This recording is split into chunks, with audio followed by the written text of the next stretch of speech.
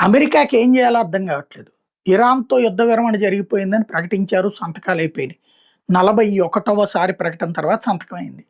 ఆ సంతకం అయిపోయిన తర్వాత అంతా అయిపోయింది. అన్ని షిప్స్ బయలుదేరినియి. మనవి కూడా ఒక 3 షిప్స్ దాదాపుగా దాటిపోయినాయి. హార్ముజ్ జలసంధి అంతా అయిపోయింది.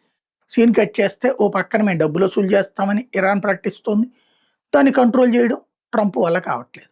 అట్లాగే ఇరాన్ ప్రోత్సహించిన హెజ్బుల్లా అకస్మాత్తుగా ఇజ్రాయెల్‌ని గెలికింది. ఇజ్రాయెల్‌లో ఉన్నటువంటి దక్షిణ ఇజ్రాయెల్ మీద దాడులు చేసి, దాని ఫలితంగా దక్షిణ లెబనాన్ మీద ఇజ్రాయెల్ కూడా దాడులు చేసింది. ఆ దాడుల సందర్భంలో ఏ ఏదైతే హెజ్బుల్లాకి సంబంధించినటువంటి కమాండర్లు పోయారు. అట్లాగే అనేక మంది నాయకులు చచ్చారు. మళ్ళీ ఒక నలుగురు ఇజ్రాయెల్ సైనికుల్ని ఏదైతే ఇజ్రాయెల్ అక్కడ 10 కిలోమీటర్ల మేర ఆక్రమించుకుని ఉంది కదా లెబనాన్‌లో, అక్కడ దాని మీద దాడి చేసి ఒక ట్యాంక్‌ని ధ్వంసం చేస్తే ఆ ట్యాంక్‌లో ఉన్న నలుగురు సైనికులు చనిపోయారు. దానికి ఫలితంగా ఇటు ఇజ్రాయెల్ లెబనాన్ మీద వరుసబెట్టి విరుచుకుపడింది. 50 చోట్ల మిస్సైళ్లు వేసింది. దానికి ప్రతిఘటిస్తూ ఇరాన్ ఇప్పుడు అర్జెంట్‌గా హార్ముజ్ జలసంధిని మూసేస్తున్నాం. ఇప్పుడు అమెరికా ఏం చేయాలి అంటే తన యుద్ధ విమానాలు, యుద్ధ నౌకలు మళ్ళీ అక్కడ ఫైట్ మోడ్‌లో పెట్టుకోమని చెప్పింది. ఇజ్రాయెల్‌ని ఆపలేదు.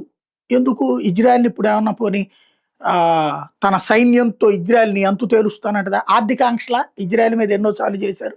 వాళ్ళేం భయపడేది లేదు.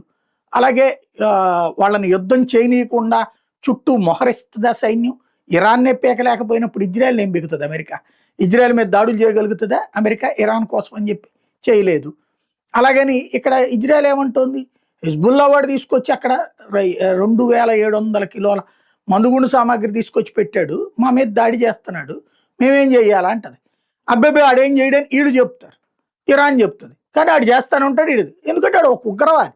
ఉగ్రవాది కంట్రోలే ఉంది. ఉగ్రవాది నియంత్రణ ఉంది. ఆ నియంత్రణ ఉండుంటే అమెరికా ఎందుకు వెనక్కి తగ్గాల్సిన పరిస్థితి ఉంది. కాబట్టి ఇప్పుడు అమెరికాకి ఏం చేయాలో అర్థం కాని మిస్టరీ.